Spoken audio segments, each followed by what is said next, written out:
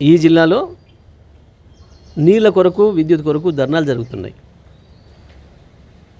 ఇంకా మేము బుకాయిస్తాం, మేము భయపెట్టిస్తాం,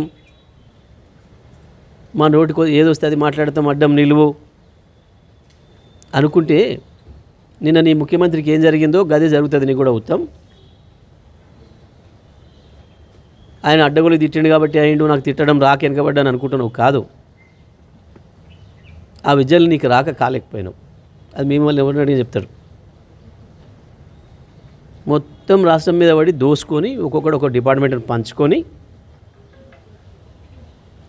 చేస్తున్న దోపిడి దొంగలు మీరు కేసీఆర్ నుంచి మాట్లాడతారు.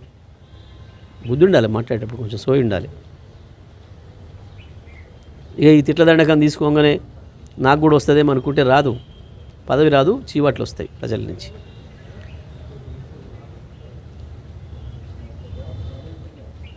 దమ్ముందా? మాట్లాడతావా? వాస్తవంగా నేను ఇవాళ నాగార్జునసాగర్ ఎడమకాలు కట్ట మీదకి రావాలనుకున్నా. అక్కడి నుంచి నాకు మాట్లాడుతున్న రైతుల దగ్గరికి వెళ్ళాలనుకున్నా. కానీ రాత్రి నుంచి వర్షం ఉండటం వల్ల ఆగిపోయినా. లేకపోతే ఇవాళకే అనేక మంది రైతులు మీ పాలకీడు ఒకసారి నేడుజర్లవో, ఒకసారి జానపాడవో, ఒకసారి నల్లగొండ కనగలిగి పోండి, లేదా తిరుమగిరి మండలం రా, ఆరోపల్లి, నూతనకల్, మద్దిరాల, ఆత్మకూరు, చివెంల, పెన్పాడ్, మోతే,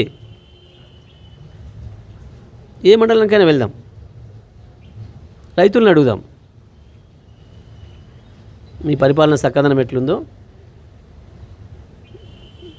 మీ ఇరిగేషన్ శాఖ నిర్వాహకం ఏందో,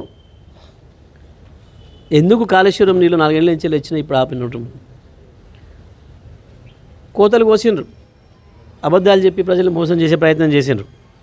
కాళేశ్వరం నీళ్ళు రాలేదు, ఒక చుక్క కూడా, మొత్తం ఎస్ఆర్ఎస్పీ నీళ్ళే, మేము తెచ్చిన ఎస్ఆర్ఎస్పీని మాట్లాడినరు. ఇవాళ కాళేశ్వరం కొట్టుకపోయింది అని చెప్పిండ్రు. మరి ఎస్ఆర్ఎస్పీ మీరు కట్టిన ఎస్ఆర్ఎస్పీ అక్కడనే ఉంది కదా, ఇప్పుడు ఎందుకు వస్తలేవు నీళ్ళు? సూర్యాపేటకి ఎందుకు రావు, తుంగతుర్తికి ఎందుకు రావు, కోదాడికి ఎందుకు రావట్లేవు? చెప్తావా సమాధానం సూటిగా? ఎందుకు నాగార్జునసాగర్ ఎడమ కాలువలో